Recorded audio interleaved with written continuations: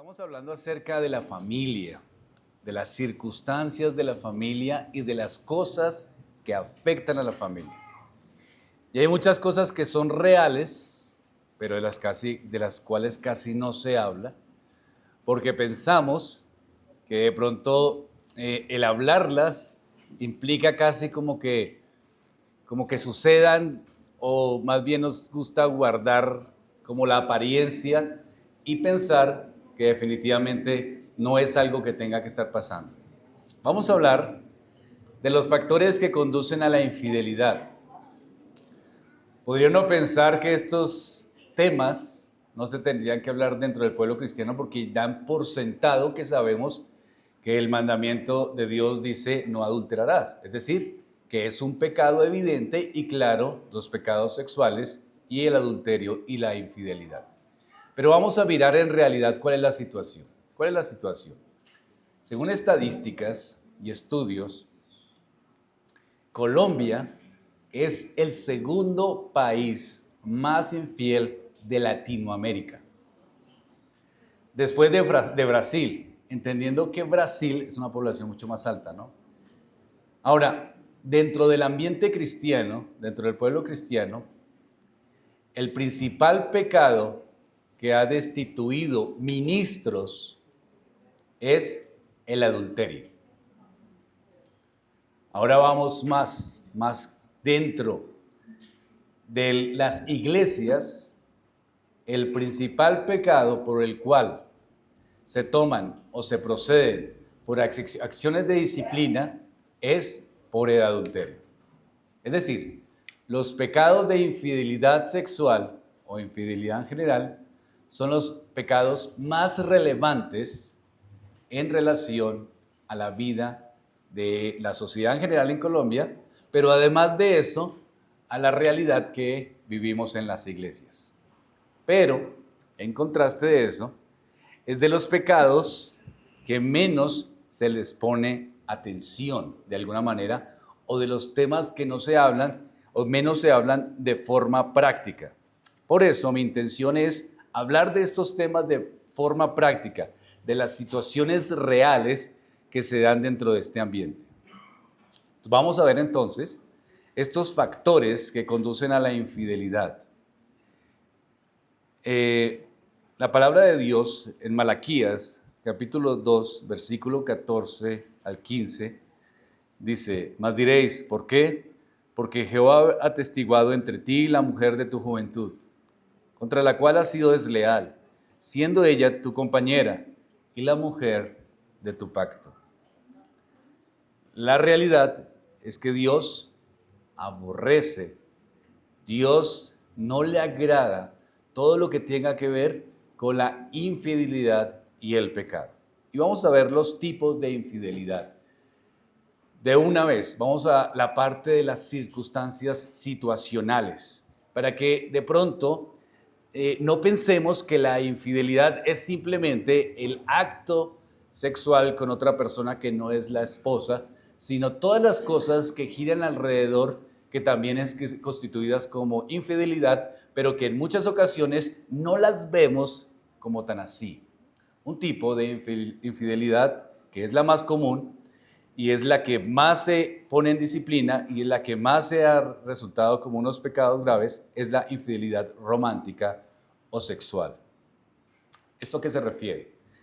A una relación física con una persona que no es su esposa.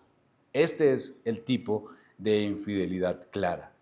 Ejemplo de las Escrituras: David y Betsabé, ¿no? En 2 de Samuel, capítulo 11, David, el rey de Israel, cometió adulterio con Betsabé, la esposa de Urías. Esto fue un acto de infidelidad. Eso fue un acto grave de pecado. Ahora, a pesar de la gravedad del pecado, David se arrepintió, encontró perdón. Y eso es lo que vemos nosotros después en el Salmo 51. ¿Por qué? Porque evidenció que había pecado con un Dios absolutamente santo. Ahora, la infidelidad sexual y romántica no solamente tiene algunas circunstancias de lo que pasó, sino que tenemos que verla, como dice Éxodo 20, 14, no cometerás adulterio. Es decir, el adulterio es un mandamiento directo de Dios. Ahora, ¿qué implicaciones tiene esto? Esto afecta no solamente la persona, no solamente su esposo o su esposa, sino toda la familia, y restaurar esas almas, esos corazones que han cometido adulterio no es fácil por las circunstancias que han vivido. Es de los pecados más difíciles de restaurar. Ahora bien, esto lo entendemos claramente, el adulterio, el pecado contra Dios. Pero vamos a ver otro tipo de adulterio que no es tan común, que no se pone en disciplina, pero que va afectando a las personas y desde las cosas más ocultas que ocurren aún dentro de las iglesias cristianas. ¿Cuál es? El adulterio emocional. ¿Cómo es ese adulterio? Cuando hay una sensación, un sentimiento con alguien que no es su esposa ni su esposo, y empieza usted a compartir sentimientos, intimidades, afectos, no involucrando necesariamente una acción sexual. ¿Qué quiere decir esto? No es algo que se aborde directamente. No es que usted diga a la persona que quiere tener algún tipo de relación, sino que es una sensación, es una experiencia que usted empieza a darle un espacio a la otra persona y a generar unos sentimientos por esa persona que no son apropiados, que no están delante del Señor, pero que usted constantemente los está maquinando en su mente. Con un compañero de trabajo, una compañera de trabajo. No es algo exclusivo de los hombres.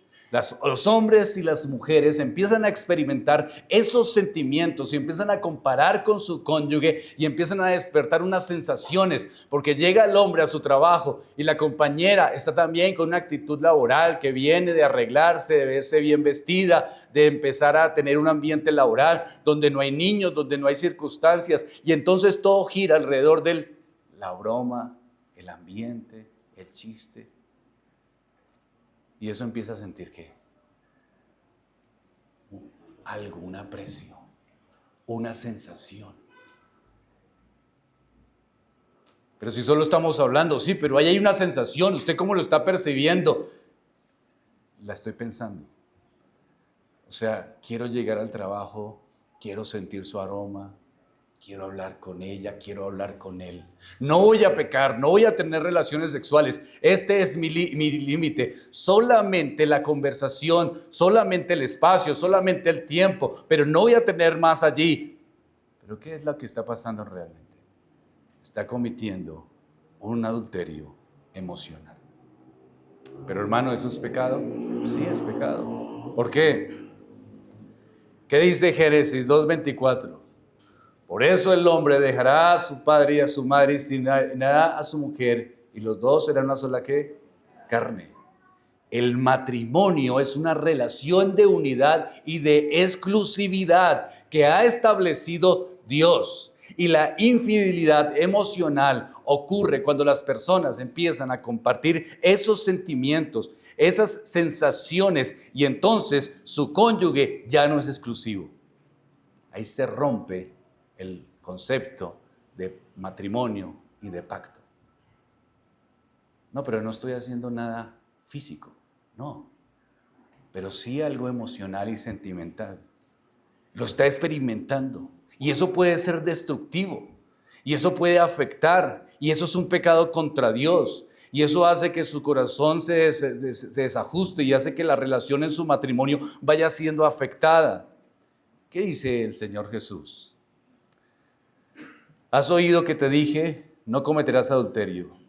Pero yo les digo que cualquiera que mire a quién, a una mujer para codiciarla, ya que ha cometido.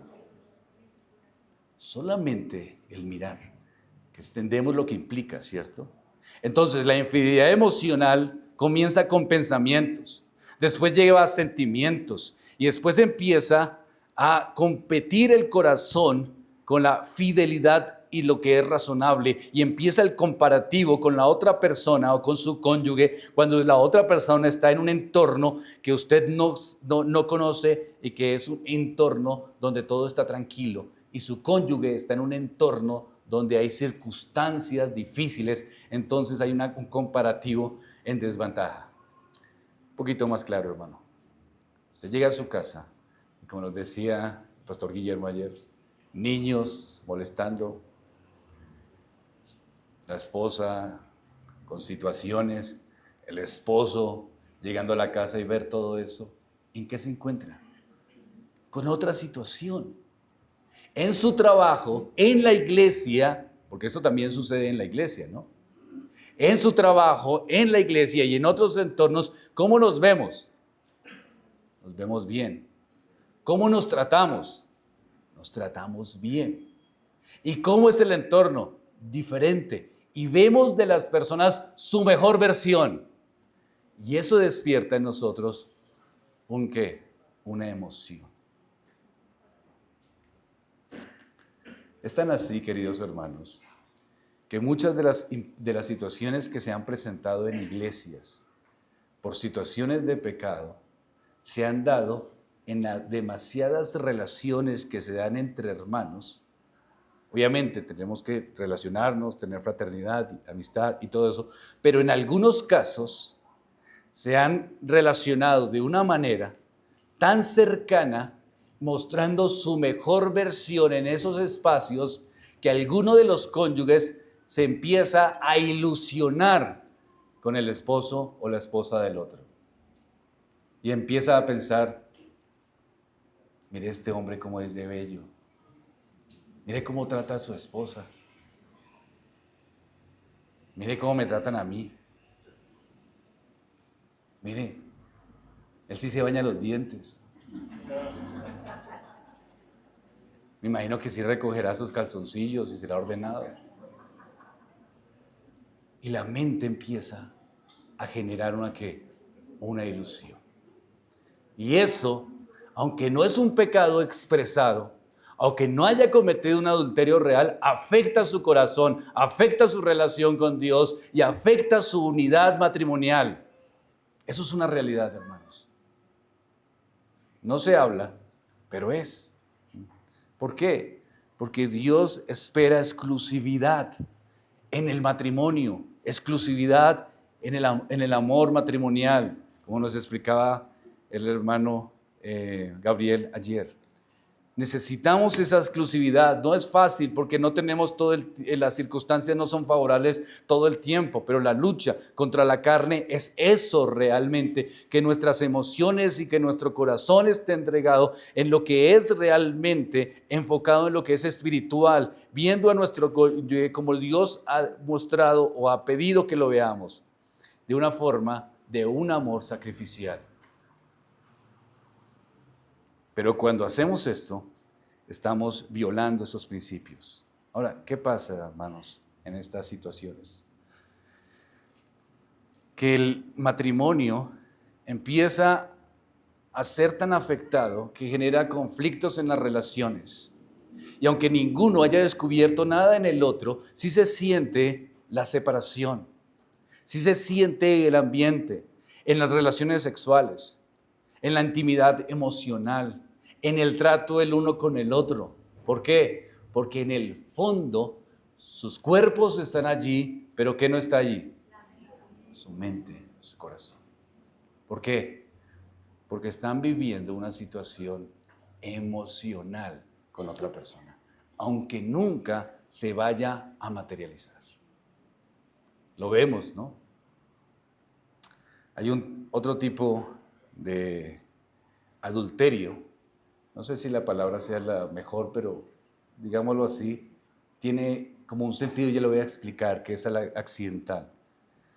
Es algo que no ocurre premeditadamente o intencionalmente de una, sino que es el resultado de circunstancias imprevistas que van involucrando unas circunstancias y una infidelidad. ¿Qué quiere decir esto? Accidental no significa que la persona no tenga ningún tipo de intención absoluta. Eso no significa, para que me entiendan. Entonces, ¿qué significa accidental? Es que la traición no fue algo premeditado, ni es un patrón de conducta o de comportamiento, sino que surge de un descuido y de una falta de autocontrol en un momento específico. Hermano, un ejemplo de esta situación. Voy a darles un ejemplo real que he tenido que aconsejar en trabajo de campo. 2 personas en una iglesia, casados, que se relacionan, cada uno casado con su esposo y ella con su esposo, él con su esposa, se relacionan en el ambiente de la iglesia, se conocen, trabajan en un lugar cercano, un día se encuentran a tomar un café y empiezan a hablar como amigos, como hermanos, empiezan a hablar. Y con el pasar el tiempo, la práctica, el hablar, se convierte en algo más personal e íntimo. Empiezan a hablar de detalles de su vida, detalles que no han compartido con otras personas. Después logran identificar que tienen cosas en común en esos detalles de su vida. Empiezan a sentir y empiezan a hablar con esta persona y decir que están sufriendo en algo particular, en su relación matrimonial, en sus situaciones de vida, y se identifican, se van encontrando en esas circunstancias. En ese momento no están pensando que algo va a pasar o que están buscando algo sexual que va a pasar, pero esas conversaciones, en medio de esos tratos, empieza a llevarlos a un encuentro en ciertas circunstancias y hace que sus emociones se debiliten. No estamos hablando de gente que está coqueteando. No estamos hablando de gente que esté planeando un adulterio. Estamos hablando de que hay personas que se encuentran en cierta conexión donde se sienten identificados y en medio de esas charlas terminan cediendo sexualmente, porque la emoción y la sexualidad van conectadas. Estamos hablando de temas que a veces no se hablan, pero son reales, hermanos, lo siento, son reales. En las iglesias, en las familias y en toda situación son reales. Y las personas creen que se pueden manejar, pero no se puede manejar, porque cuando uno entra en la otra intimidad y empieza a hablar de cosas emocionales y cosas personales y cosas sentimentales y se encuentra y hay una conexión en un sentido, una conexión de la carne, pues no es difícil terminar dándose un beso, abrazándose o hasta teniendo relaciones sexuales. No es algo planificado. No es que la persona constantemente esté viviendo en adulterio, pero sí es una situación que se da en el momento después de unas circunstancias que se dan en el momento específico. Ahora, vamos entonces accidental y pasamos al recurrente. ¿Cuál es esta infidelidad? La que se forma parte de la vida cotidiana de la persona, ¿no? Es decir, es un patrón de conducta que está dentro de las relaciones, tanto un esposo o una esposa que constantemente engaña a su pareja, ya sea de una manera sexual, emocional o de cualquier forma, sin mostrar arrepentimiento, o en algunos casos muestra arrepentimiento, pero pasan 2 o 3 años y de nuevo cae en el mismo patrón de adulterio y después lo confiesa o lo descubren, le pide perdón a su esposa, trata de restaurar, quiere que se haga y después pasa un periodo de tiempo y otra vez en otras circunstancias con otras personas vuelve y cae en el adulterio. Eso es un pecado, ¿no? Como Hebreos 10:26 dice, si seguimos pecando, a sabiendas después de haber recibido el conocimiento de la verdad, ya no queda más sacrificio por los pecados. Esto habla de la falta de arrepentimiento genuino. Cuando una persona persiste en su pecado constantemente y no se arrepiente. Hay personas que aún dentro de iglesias lo hacen constantemente y lloran y se lamentan, pero sus acciones son repetitivas constantemente, destruyendo su familia, su hogar, sus hijos con esos comportamientos. Ahora, hay otra infidelidad, que es la virtual o infidelidad en línea. Esta es diferente a la emocional, porque la emocional está relacionada con los sentimientos, las atracciones y la ilusión.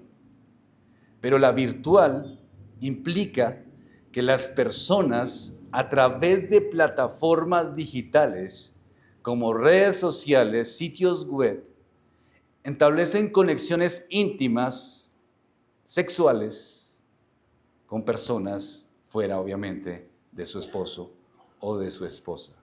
No hay contacto físico, pero hay una conexión o una intimidad en estas plataformas. ¿Y qué es lo que está pasando allí? Hay una infidelidad constante de esta manera. Creo que de lo más fuerte en este tipo de infidelidad, que la persona piensa que no está cometiendo infidelidad, es la infidelidad virtual. ¿Por qué? Porque consideran que no se ha llegado al acto sexual, que pueden darse como la satisfacción de relacionarse con una persona virtualmente, de mandarse fotos, de hablar conversaciones subidas de tono, de tener intimidad virtual. Pero como no hay una práctica real, entonces no sienten que estén realmente cometiendo algún tipo de adulterio. Puede ser un líder, puede ser alguien que asiste a la iglesia regularmente, cualquier persona que tenga su computadora en privacidad y que esté vinculado a todas estas cosas, no necesariamente siente que esté haciendo algo malo y de hecho siente tristeza, aflicción, pero no siente que sea tan grave. Pero como vimos, que dice el Señor Jesucristo, que con solo desear ya está pecando en su corazón. Ahora, esta es una situación dentro del corazón, dice Marcos, porque dentro del corazón de los hombres salen los malos pensamientos, los adulterios, las fornicaciones y los homicidios. Entonces, ¿dónde comienza esto? En la intención. Y es una intención del corazón. Aunque no implique un contacto físico, comienza con pensamientos, emociones, interacción secreta. Y hemos visto que el matrimonio es una relación de unidad emocional, espiritual. Y si hay una interacción que roba los afectos y las atenciones de su esposo o de su esposa, es una violación a la unidad y el compromiso que Dios ha determinado. Ahora, ¿por qué sucede? Bueno, hay muchas formas y eso lo veremos en un momento. Pero a veces las personas empiezan a interactuar buscando unas conversaciones donde se sientan animados y donde se sientan de alguna manera apreciados. Una mujer con semanas de trabajo, con hijos, un hombre trabajando, llega y se sienta en su computador y empieza a contactar o en su celular y empieza a contactar personas. ¿Para qué? Para interactuar emocionalmente. ¿Para qué? Para sentir algún sentido de valía. Esas son las formas, ¿no? Ahora, ¿qué afecta? Pues a la iglesia, afecta a la familia, afecta el corazón. Entonces, hermanos, la infidelidad es un pecado claro. Las escrituras dicen, porque los labios de la mujer extraña destilan miel y su paladar es más blando que el aceite, mas su fin es amargo como el ajenjo, agudo como espada de dos filos. La infidelidad que causa dolor tanto a la persona como a la familia y es uno de los pecados más vergonzosos y públicos. Ahora, ¿cómo se da entonces? ¿Quién lo decide? La persona lo decide. Es un deseo de hacerlo. Es un criterio, es una acción. Pero vamos a ver entonces los factores que van conduciendo a la infidelidad, para que tengamos presente estos factores de riesgo y podamos actuar en ellos, ya teniendo claro que la infidelidad no es simplemente una relación sexual con otra persona que no sea nuestra cónyuge, sino también emocional, virtual. Yendo más claro a eso, ¿no? Ahora vamos a ver los factores que conducen a la infidelidad. ¿Cuál es el primer factor? Bueno, el uso de Internet y las redes sociales. Ese es el primer factor. Cuando usas esas redes de Internet en secreto, esas plataformas, esas interacciones rápidas, esto hace que se acerque las personas emocionalmente a otros. Ahora, ¿qué se recomienda entonces en estas circunstancias? Porque es una realidad. El uso de Internet y las redes sociales son promotoras fuertes de adulterio. No estamos diciendo que no se utilicen, no estamos radicalizándonos en ese aspecto, estamos mostrando simplemente la realidad y estamos diciendo estas formas son de advertencia para que usted esté pendiente de lo que podría pasarle si usted da estos espacios. Ahora, ¿cómo podemos hacer para guardarnos o ayudarnos un poco en medio de estas luchas y esta tentación constante que se da en la sexualidad? Ser transparentes en la comunicación.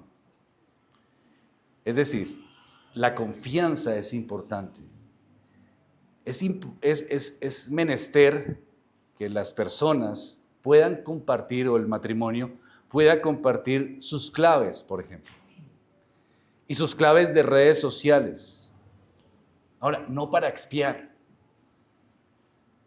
No para expiar. Hay un matrimonio que tuve que aconsejar, que el matrimonio se sentó y hablaron y dijeron, miren, el esposo dijo, tengo una lucha con mi sexualidad. Fue honesto, buscó ayuda, empezó un proceso de ayuda. Y uno de los consejos que se le dio es precisamente que tuviese su celular, su esposa supiera las claves de sus redes sociales y de todo lo que implica.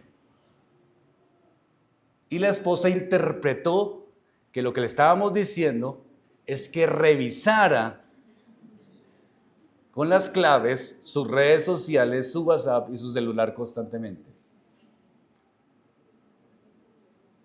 Y la esposa entonces tomaba su celular y empezaba a mirar redes sociales, historiales, cada detalle, cada paso, cada circunstancia, cada conversación. Y en una de esas se encontró con una conversación que el hombre le mandaba una foto a otra persona, pero la foto se trataba de un lugar, de un acontecimiento, de una circunstancia, nada relacional. Y entonces dijo, aquí está la prueba. Este hombre es adúltero. ¿Por qué le manda esa foto? No, eso fue hace años, yo no sé esa foto, pero es como un restaurante, ¿no? Sí, pero ¿por qué? ¿La está invitando? No, eso no es para compartir. O sea, compartir las claves no es para eso. Es para tener un grado de confianza, que en cualquier momento pueda haber una situación y se mira el celular y pueda estar tranquilo y pueda haber un grado de confianza y pueda confiar en su esposa, pero no es para que la esposa le esté revisando cada detalle y cada circunstancia y se pueda pegar de un comentario, de una foto, de una cosa que no tiene ningún tipo de malintención, que no está en el contexto para regularlo con la confesión que ha hecho su esposo. Tenemos que ser transparentes, pero tenemos que tener confianza. Tenemos que ser dispuestos a ser transparentes, no ocultar nuestros celulares, no chatear a escondidas. Esto es lo que se tiene que hacer. Donde no es para revisarse mutuamente cada cosa, sino sentirse cómodos en que yo tengo las claves de ella y ella tiene mis claves, y entonces estamos cómodos en que hay una confianza. Ese es el principio de confianza, no el de revisión. Quiero dejar eso claro por mis malas experiencias en el pasado, ¿no? Ahora, esta acción no significa invasión de la privacidad, sino es más bien un fortalecimiento de la confianza mutua. ¿Qué más se tiene que hacer? Queridos hermanos, interacción con límites. identificar qué tipo de interacciones son apropiadas con otras personas en las redes. Eso hará que se eviten en caer en situaciones de tentación. Una pareja de esposos puede llegar a un acuerdo y pueden decidir no intercambiar mensajes privados con personas que no sean del círculo cercano y que se mantengan alejados de conversaciones demasiado personales con personas del sexo opuesto. Eso se puede llegar, se puede determinar y se puede hablar. Ahora, estas decisiones no son para el control, sino para mantener la integridad de una relación. Otra cosa, queridos hermanos, para evitar el uso de Internet y las redes sociales como un factor posible para caer en el adulterio. A menudo las personas interactúan o recurren a la virtualidad cuando sienten que sus necesidades, digámoslo así, son insatisfechas emocionalmente. ¿Qué quiere decir esto? Que en el matrimonio a veces hay una desconexión emocional. Y eso lleva entonces al esposo o a la esposa, porque hay una desconexión, no hay una comunicación, no hay un trato, los temas siempre son los mismos, específicamente hablando de los niños o hablando de esta situación o hablando de otra situación, entonces no se relacionan y al no relacionarse, entonces están buscando, no estoy diciendo que sea una excusa, estoy mostrando lo que pasa simplemente, entonces al no relacionarse buscan otras formas de relación. Y las formas de relación donde sienten que no están cometiendo un pecado tan grave es por medio de la virtualidad. Entonces, ¿qué tienen que hacer las parejas? Buscar relacionarse. Y al relacionarse, entonces su celular va a ser una segunda opción y no una primera opción en la cotidianidad y en el tiempo. Porque si están constantemente tomando el celular como la primera acción en las relaciones, quiere decir que no hay conexión allí. Y si no hay una conexión allí, entonces quiere decir que está pasando algo dentro del matrimonio. ¿Qué otra cosa? Ser responsables con nuestras emociones. Hay una falta de control emocional. Y necesitamos reflexionar y necesitamos hablarlo con la pareja, esperando, queridos hermanos, que las parejas sean sabias, sean maduras y puedan reflexionar, porque una de las cosas que son complejas dentro del matrimonio, que lleva muchas cosas como para el adulterio, es la falta de poderse comunicar claramente, porque si el hombre o la mujer se acerca y dice, tengo esta lucha emocionalmente, necesito que me ayudes, y a veces el cónyuge reacciona de mala manera. Si la esposa dice, tengo una lucha emocional, siento intranquilidad, necesito que me veas bella, atractiva. Y a veces siento que hay un compañero de trabajo que me mira. ¿Sabes qué siento? Me siento bien. Y el esposo se enoja. Entonces que la sigue mirando él, ¿no? Y entonces se enoja y se enoja y se llena de celos y se llena de celos. No está viendo que hay una mujer que está abriendo su corazón, que quiere mejorar su relación matrimonial, que está siendo honesta, sino que se levanta el orgullo masculino, fuerte, machista, de un hombre que se siente traicionado con un pensamiento. ¿Y ahí qué pasa? Afecta profundamente la relación. A un hombre que le dice a su esposa, mira, lucho con eso, hay una situación, hay una mujer que tiene unos ojos lindos y los pienso. Ayúdame con esta situación. ¿Cuál?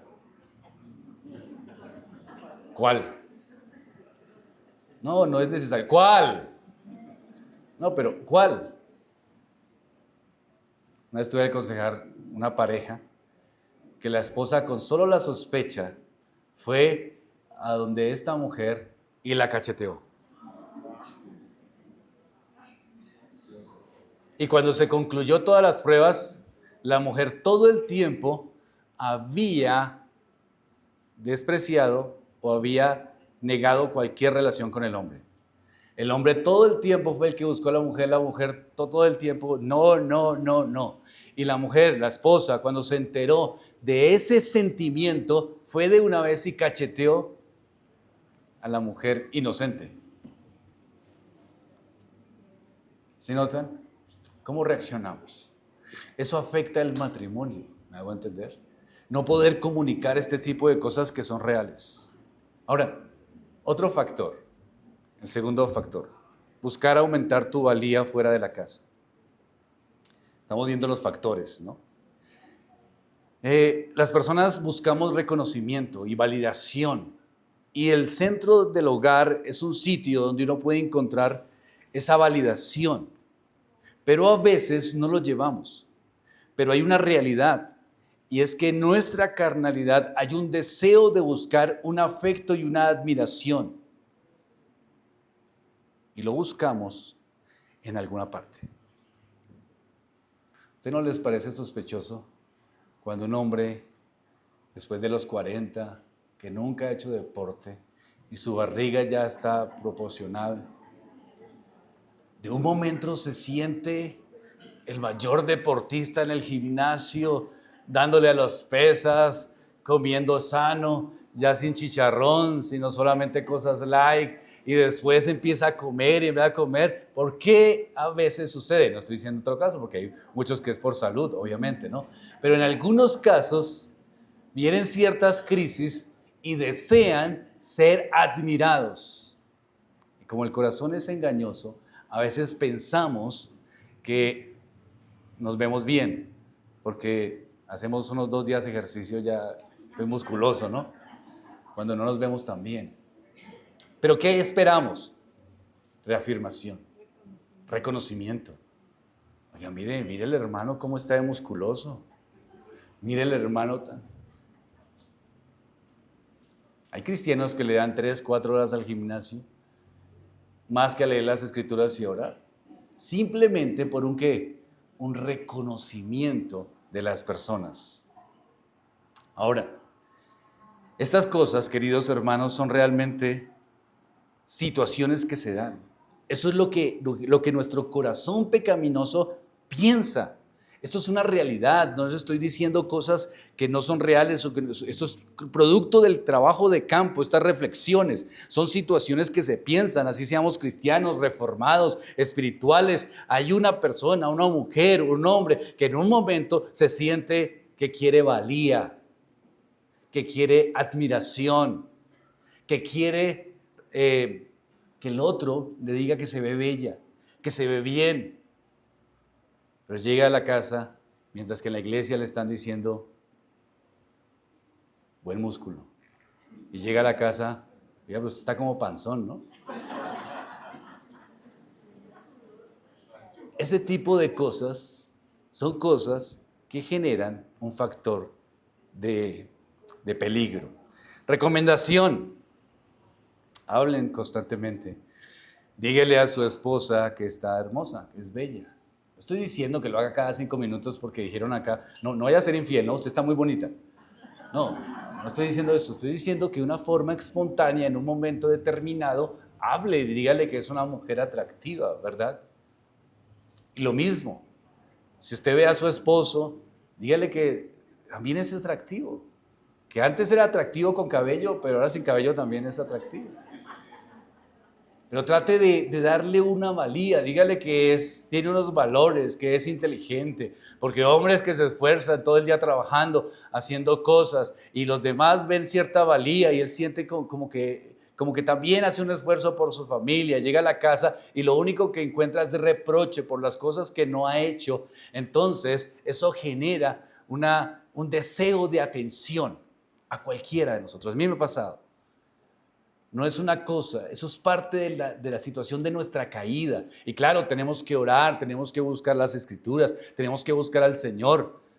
Pero como decía el pastor Guillermo, ese es nuestro sitio seguro. Entonces esperamos que ahí sea donde nos estén alentando y lo que nos estén animando, nuestro cónyuge. ¿No les parece, hermanos? Hay un tercero factor de peligro, que es descuidar el diálogo. Cuando las relaciones constantemente se llenan de responsabilidades y problemas cotidianos, esa es la vida diaria, esa es la vida real. Y en ese momento se pierde un poco las relaciones profundas y se pierden las conversaciones diarias sobre cosas de cómo se sienten, de charlar un rato, de circunstancias, de hablar de situaciones, momentos específicos, de hablar de la familia, pero no de la familia primaria, sino de la familia externa, para hablar de las circunstancias, de las emociones, del trabajo, pero no de una forma de queja del trabajo, sino de cómo nos sentimos. Entonces es importante la comunicación y hablar, porque al no hacerlo, queridos hermanos, se da una desconexión emocional que trae frustración al corazón y es un factor de peligro para un adulterio. Cuarto, el evitar hablar sobre los conflictos. Hay personas que tienen un conflicto y no las hablan, no los dicen, se quedan callados. Oye, hablamos de esto, no, después. Y ese después nunca llega. Es evitar el conflicto, de hablar del conflicto, para crecer otro conflicto. Pero ¿qué es lo que pasa? ¿Será que la solución es esa? Cuando no se habla sobre el conflicto, si hay una problemática, si hay una discusión, si hay un conflicto con los hijos, si hay una situación de malentendido emocional y nunca se habló de ese tema, entonces ¿qué pasa allí? Se oscurece y se acaba, y se desaparece en el tiempo y se resolvió. No, ¿saben qué queda? Resentimiento. Los conflictos no dialogados crean resentimiento y distanciamiento. Y queda en la mente, tanto del esposo como la esposa, esa situación y no la habla, no la expresa, pero la acumula y siente resentimiento y en algún momento dado la va a sacar y dice, esta circunstancia que vivimos, la vivimos porque usted hizo esto y esto y esto, pero lo acumula, lo tiene ahí porque no se charla, porque no se habla y a veces porque alguno de los dos cónyuges o uno no quiere hablar o el otro cuando habla no puede hablar con la madurez de la situación. ¿Qué quiere decir esto? Que hay cónyuges que cuando se sientan vamos a hablar de este asunto y de una vez exageran las cosas y no se puede entrar a un diálogo, sino se genera un conflicto mayor. Un poquito más claro. Sí. Esposo, vamos a hablar.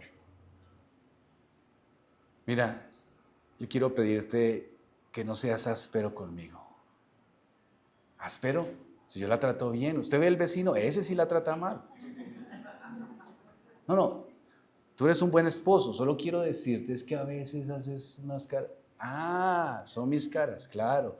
Pero cuando me está pidiendo plata para comprar vestidos, a ver si no le importan mis caras que hago, ¿no? Y empieza la discusión y no se puede entrar a un diálogo.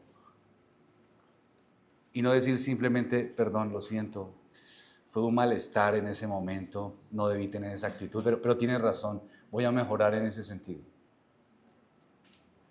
Y lo mismo, esposa, mira, agradezco tus cuidados, pero no me tienes que estar observando por cada cosa que hago, ¿no? Ah, decirle que lave bien la loza es malo entonces.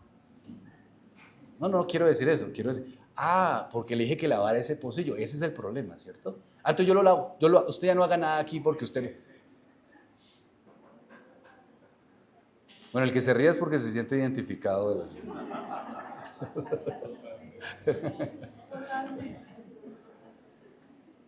Pero estos son problemas reales de la cotidianidad que afectan y son factores. ¿Para qué? Para un problema mayor. Quinto, dejar de divertirse y relajarse juntos. Hermanos, hay personas que se sienten culpables si se relajan juntos como esposos. De verdad, especialmente los que tienen niños. Se sienten culpables.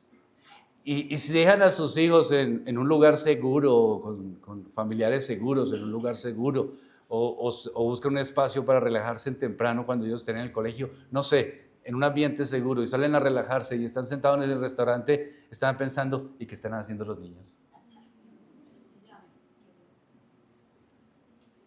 y empieza. ¿Por qué? Porque hay un sentimiento de culpabilidad. Hay un sentimiento de culpabilidad. Es necesario relajarse juntos, hablar juntos, divertirse juntos. No siempre tienen que estar los 3, los 4, los 5 juntos. ¿Para qué? Para generar conexión, para generar ambiente, para generar recuerdos, para aprovechar la juventud. Miren, queridos hermanos casados que tienen hijos pequeños y que se sienten frustrados por estas situaciones, sus hijos el día de mañana estarán en un buen restaurante, en un buen lugar, en un mejor país, comiendo, y no estarán pensando, ¿qué estará haciendo mi papá ahorita?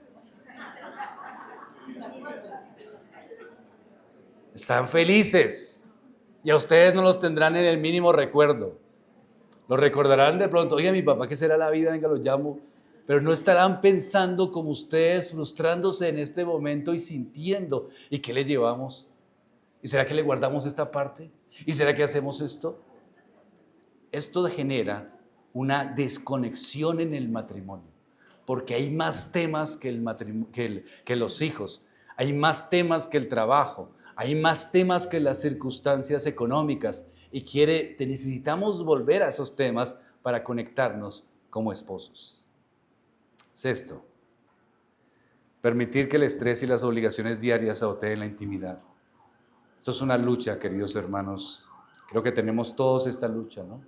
Circunstancias laborales, circunstancias de trabajo, circunstancias con los niños, circunstancias en la casa, generando ansiedad, generando estrés, generando todos estos sentimientos constantes. Y cuando se llega a una intimidad, a una relación, pues no se hace como debería hacerse. ¿Por qué? Porque los pensamientos recurrentes son las circunstancias que tenemos. Hay estadísticas que hablan de matrimonios que después de que llevan 10 años de casados, que tienen una etapa de media vida, que tienen conflictos laborales, sus relaciones sexuales disminuyen más o menos 40, 50% y en algunos casos 60, 70%. ¿Por qué? Por la preocupación constante, ni siquiera por un adulterio, ni siquiera por otra cosa, sino la preocupación constante de situaciones que a veces ni siquiera van a ser existentes en el tiempo. Siguiente. Creer, esto nos pasa mucho a los cristianos, creer que el amor y la fe los hace inmunes. Queridos hermanos, las Escrituras dicen que huyamos de la inmoralidad sexual. Y Corintios dice que el que esté firme, mire que no caiga. Pero ¿qué pasa con algunos creyentes? Que sienten que por ser creyentes son inmunes a cualquier tentación, confían plenamente en ellos. Un pastor piensa o puede pensar que porque tiene el título de pastor, entonces no tiene tentación ante circunstancias. Y la congregación a veces también lo piensa. O un hombre que piensa que porque lee las Escrituras, porque es constante en las Escrituras, porque fue al seminario, porque estudió, porque se preparó, porque maduró en muchos aspectos, es inmune a una tentación sexual. Eso es falso. Cualquiera de nosotros puede caer en una tentación sexual. Cualquiera. Así sea el que menos hable, así sea el que más lea las Escrituras, así sea el pastor más piadoso, y eso lo hemos visto últimamente en las redes y estos pastores famosos que han tenido estas problemáticas, así sea que usted esté viejo, porque a veces las personas piensan, yo era de los que pensaba eso.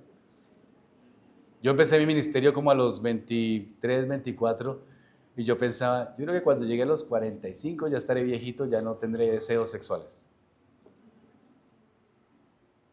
Y eso no es verdad. Puede ser una persona anciana. O sea, eso no es una cuestión exclusiva de jóvenes o de personas. Y algunos sienten que la fe, que el amor hacia el otro, por ejemplo, es lo suficiente para entrar en tentación. No, tenemos que seguir el consejo de las Escrituras. ¿Cuál es? Huir. Siguiente. El deseo de venganza para salvar su dignidad. Hermanos, perdón, es el 9, buscar, 9, gracias, 9, hermana. Buscar el amor perfecto.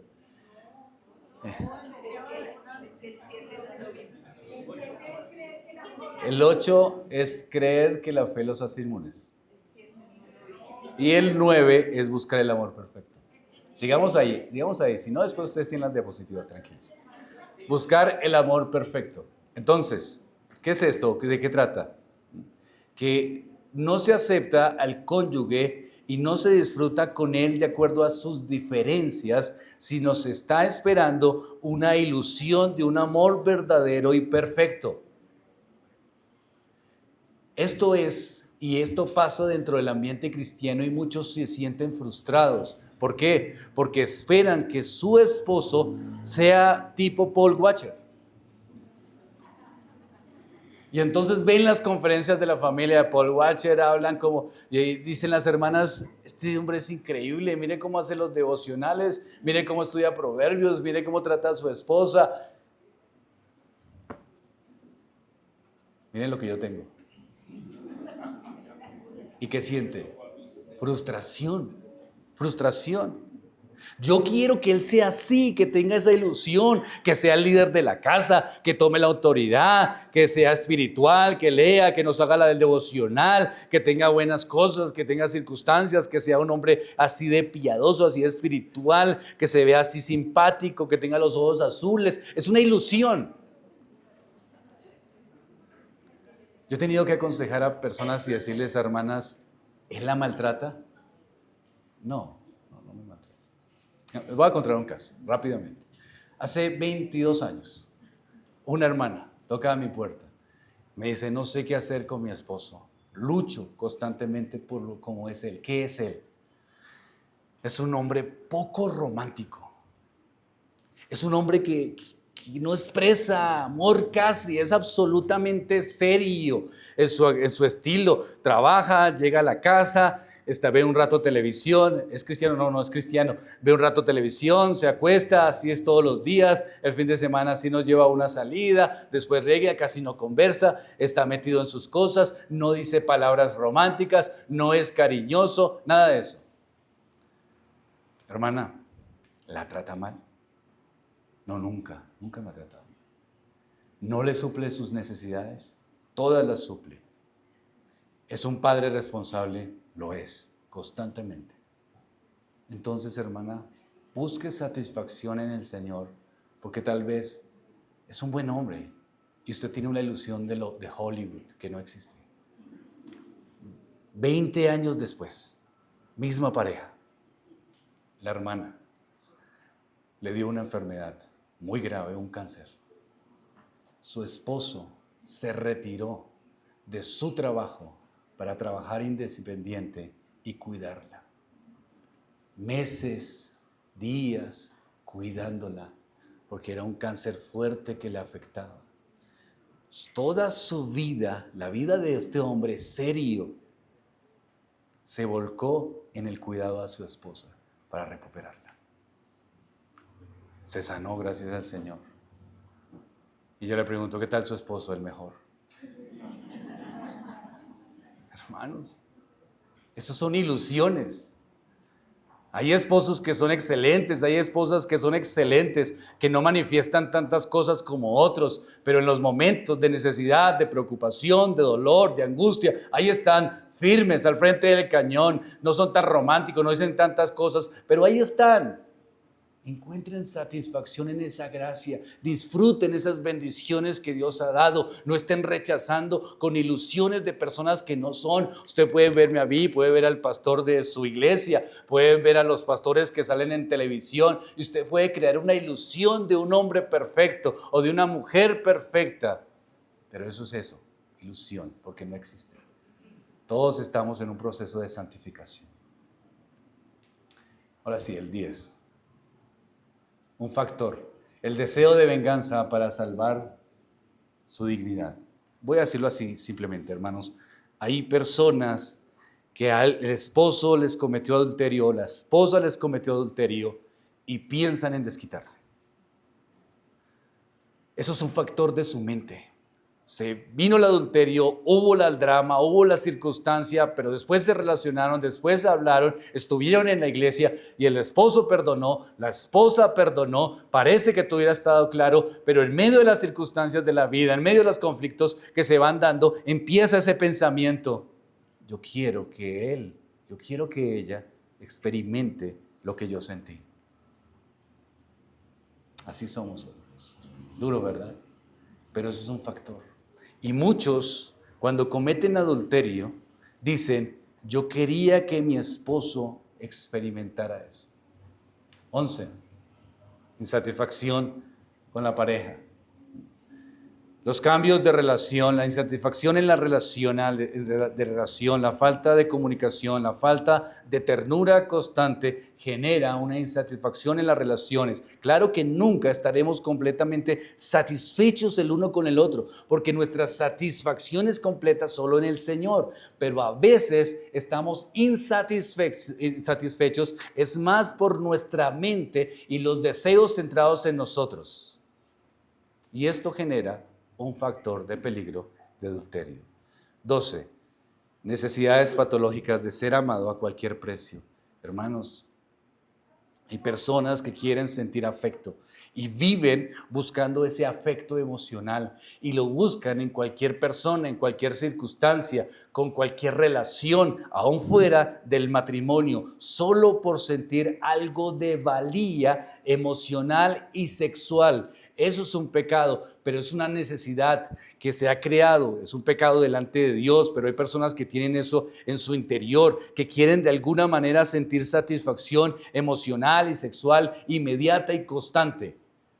¿No han visto jovencitas, por ejemplo, que salen de una relación y se meten en otra relación y todas son malas las relaciones, pero se siguen metiendo? ¿Por qué? Porque hay un sentido de sentirse amados a cualquier precio y con quien sea. Tercero, idealizar viejos amores inconclusos. ¿Ustedes han hablado con las abuelas? Yo tuve un buen pretendiente. Ese sí tenía plata. Ese sí era un buen hombre. Pero me casé con su abuelo. Pero yo sí tuve ese pretendiente. Y viven de ese recuerdo. Y eso pasa.